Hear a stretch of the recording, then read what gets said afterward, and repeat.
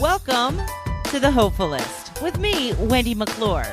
This is where we turn those nasty, negative thoughts into positive and work toward a happy, fulfilled life. Now, let's get started.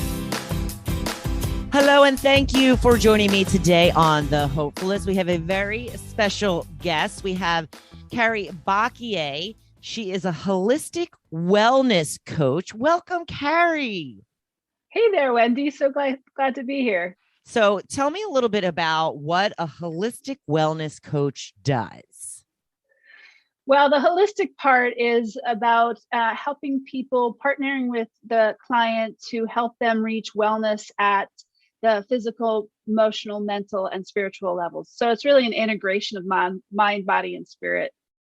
And then wellness, I am focused on helping those with chronic illness and long-term health challenges move out of the fear, isolation, and overwhelm of illness into hope, healing, and thriving. Okay, so tell me a little bit about your story then. How did you get involved in this? I'm assuming that you've had some issues yourself. I have. I have over 30 years experience navigating chronic illness, and then most recently, I've spent the last 3 years recovering from brain injury, Lyme disease, and mold illness. So that has been a very challenging time over the last 3 years, dealing with a whole range of neurological symptoms and consuming pain, really. And that has informed how I show up for my clients, and really gave me such a heart to help this community really break free of the struggles and challenges they're facing. So what is it that you were not finding from traditional medicinal theories or what have you that had you turn to more holistic? Yeah, well, it's not necessarily turning away. It's more integration of both, because traditional medical medicine really has so much value to offer, and I couldn't be where I am today without that. But there is an element of isolation, and there's an element of not being heard and seen by the medical community. Is that meaning like they were like kind of downplaying your symptoms? Yeah, there is. When you have a complex set of symptoms, it can be hard to find a doctor who can really listen and see and respond to what you're facing and say, okay, it's this. Because if you don't fit into a nice, neat little box, they kind of want to push you out of the office as quickly as possible. At least that's in my experience, and in the experience of a lot of the folks that I've dealt with and I've gotten to know within the chronic illness community. It's interesting because my mother-in-law had been struggling with a bunch of symptoms, and she had been going to doctors to try and figure out if there was something, causing these symptoms that she was having. And one of the doctors had said, "Oh, just spend more time with your grandkids." And it turned out she had ALS. Oh my gosh. So yeah, I mean, I know what you're saying. Yeah. And Wendy, honestly, I think this happens a lot more with women than it does with men. I hear time and time again stories of women going in being told they're just stressed out, or it's just they need to relax a little bit, go to a spa, or it's in their head. And I chuckle, but it really isn't funny, and it informs the need for having the holistic side, having a coach, having a wellness perspective outside of the traditional medical track that supports and augments the medical track. So in your opinion, what do you think that lapse is, where are women just not being taken as seriously because we're overly emotional and we over describe everything, compared to men who you have to, point a gun at their head to actually get to the doctor? When they're there, they're like, well, this hurts, but oh, okay, it's not a big deal. No, don't worry about it. Do you think maybe it's the different approaches that men and women take toward illness or pain that they're having, or do you think that it's maybe just a double standard? I think it's really far more complex issue than just one problem. I think, if we go back to the age of Freud, when he was labeling women as hysterical, that mindset has pervaded throughout the rest of time, and gotten into the way that doctors look at women. And it may not even be intentional. I really don't think that these doctors, men and women, come into the situation saying, oh, today I've got a woman. It's probably all in her head. It's not. She's going to be hysterical. Right. It's not a conscious thing. It is more of a systemic way of approaching women. And as I said, it is complex. And, women are more vocal, or can be more vocal, can be more emotional. And so that can distort the doctor's perception of what is quote unquote real. Okay, that was a very smart answer. When somebody brings up Freud, man, they know what they're talking about. Okay, so tell me a little bit about the type of pain that you were having, and what was the necessary steps to try and manage that and or cure that? Yeah, I would say, because we're talking about a holistic approach, it is physical, emotional, mental, and spiritual. And so, I have some medicine that helps me manage this pain. This pain has been like electric bolts of lightning running up and down my limbs in shocking waves. So it wasn't just like a lightning bolt that happens in milliseconds. It was enduring pain. And so that can take your breath away. And when you're having your breath taken away over and over again throughout the day, it's challenging to get through that day. And exhausting, and so I'm sure. It's totally exhausting. And that level of fatigue, people who haven't experienced that level of fatigue find it very hard to relate to that. They're like, oh, well, why are you so tired? Well, it's beyond tired. It's another level. And so when you're asking about how I got through that, certainly there's a lot in the support network that I had and that I found, and the medicines that helped get some of that pain under control. But in the context of the hopefulist mindset, or the hopefulist approach, I believe that mindset has been such a powerful tool for me, and shifting my mindset. When I look back now, in such a better place than I was 3 years ago, I can see a pattern of progressive mindset shifts along the path to recovery that were critical to breaking through the places where I was stuck and where the pain was keeping me stuck. Okay, so walk me through that a little bit. What kind of mindset shifts did you go through? Sorry, it sounded like I said a bad word, didn't it? It's a little bit of a tongue twister. Yes, it is. So, some of the mindset shifts are so fundamental that they really can be applied outside of just chronic illness, and can be applied to any kind of challenging situation. One of them, really the foundation of it all, is I am not alone, right? So easily we think, I am all alone, no one can help me, there's nothing I can do, right? But when we make the shift out of I am all alone to I am loved and supported, and I have the courage to reach out, that is a major breakthrough, right? And it is both of those things: recognizing that you are loved and supported, and having the courage to reach out for help from those people who love and support you. And that I resisted that for a good long time. I was independent. I was fiercely independent. I didn't want to give that up. I didn't want to be a burden. And I didn't think anyone really understood what I was going through. I didn't even understand what I was going through.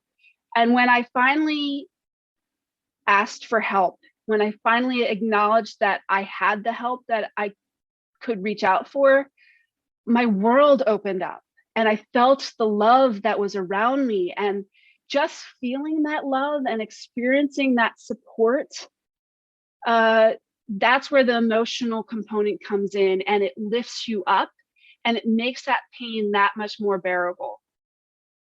Okay. So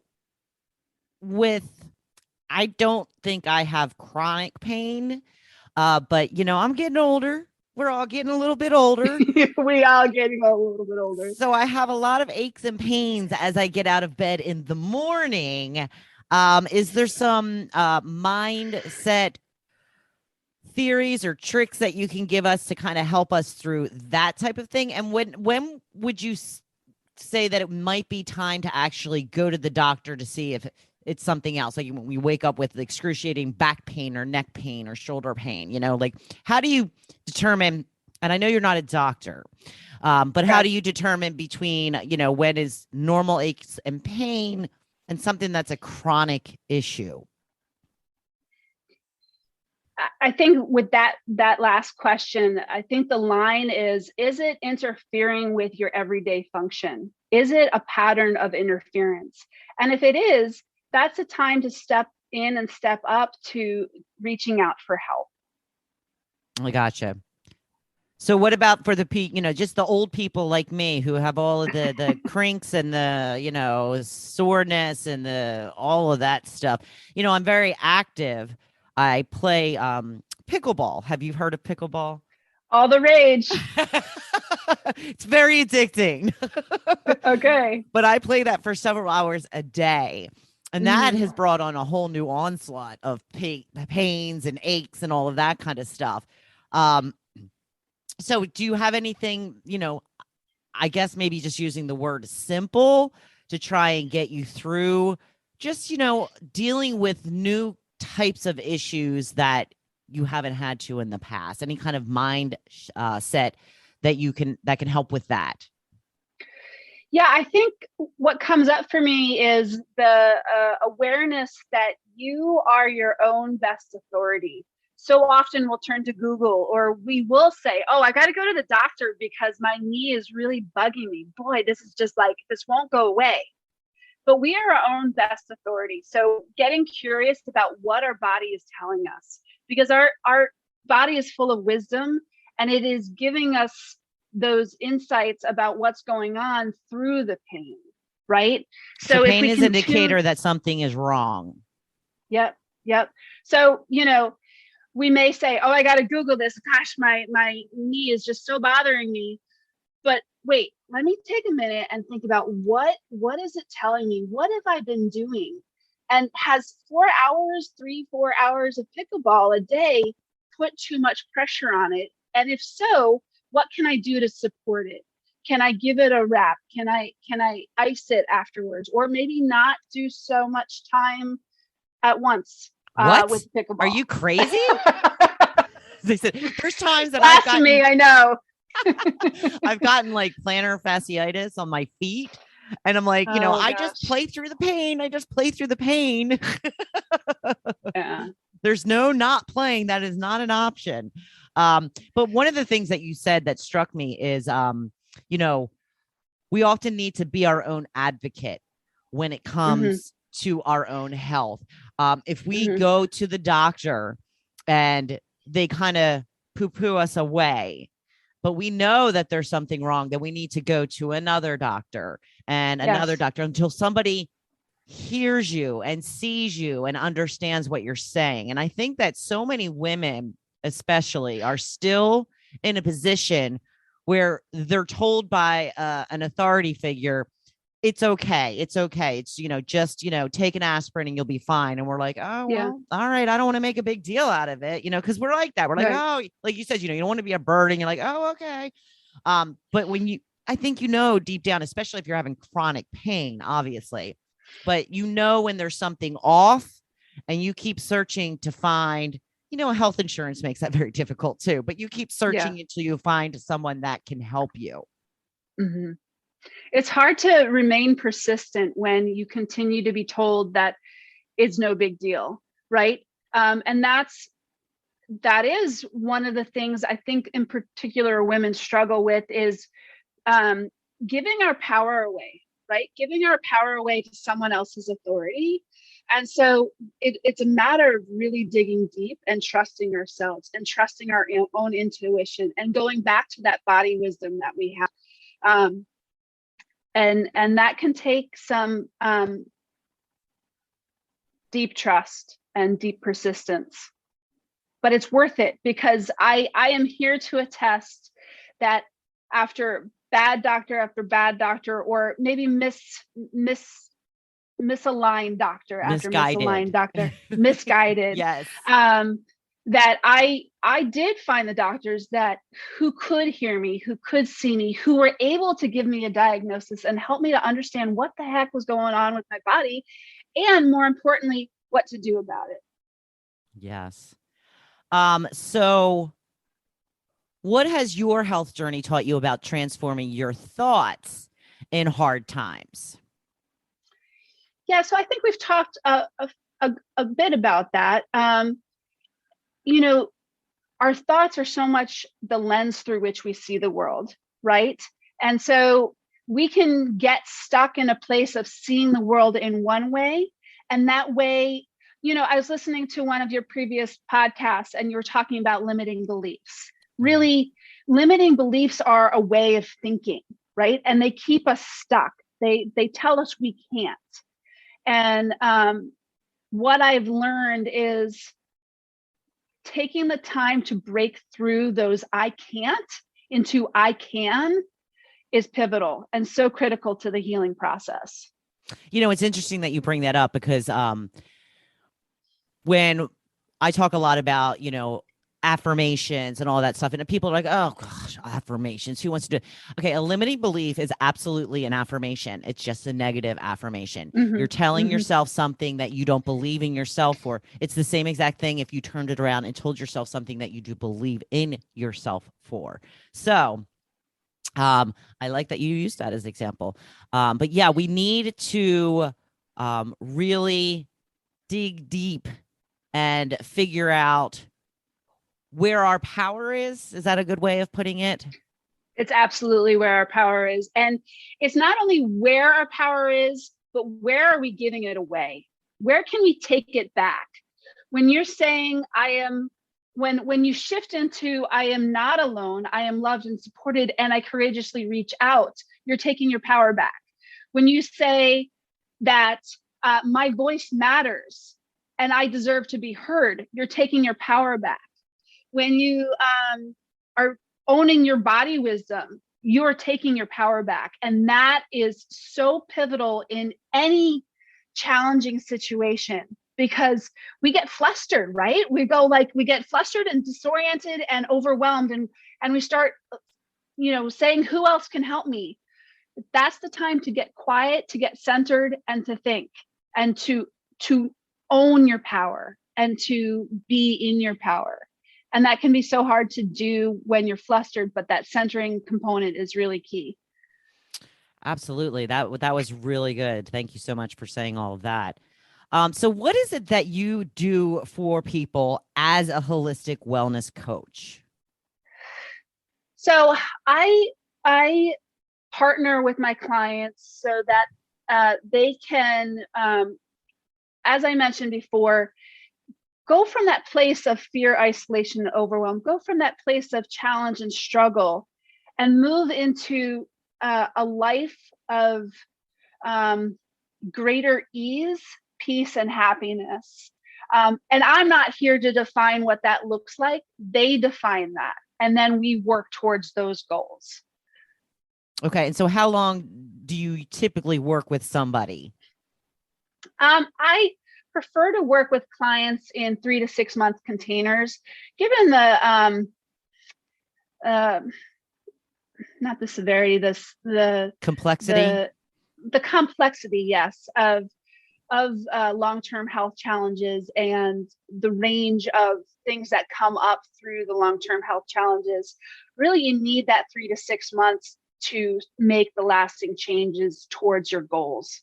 So that's how I tend to work with folks. Well, good for you. I applaud you for the work that you do. So glad that you are feeling better yourself. And tell me all the places that we can find you. Where can we find you, Carrie? Well, the easiest place to find me, if you can spell my name right, is carriebaquie.com. And you spell that Carrie, and the last name is Baquie, B as in boy, AQUIE.com. Very and fancy. if you could, very fancy. Yes. Creole French. I get it from my husband. There's lots of opportunities to connect on that page on my website, and I'm also on social at Carrie Baquie. So I so look forward to connecting with listeners and seeing where this takes us. Well, thank you so much for joining me today. We really appreciate it. We appreciate all the tips. So much success to you, much continued development in managing your pain. And we're so happy that you joined us. Yes, this has been a fantastic conversation. I so enjoy the Hopefulist, and I've so enjoyed this conversation. Thank you. All right. Thank you.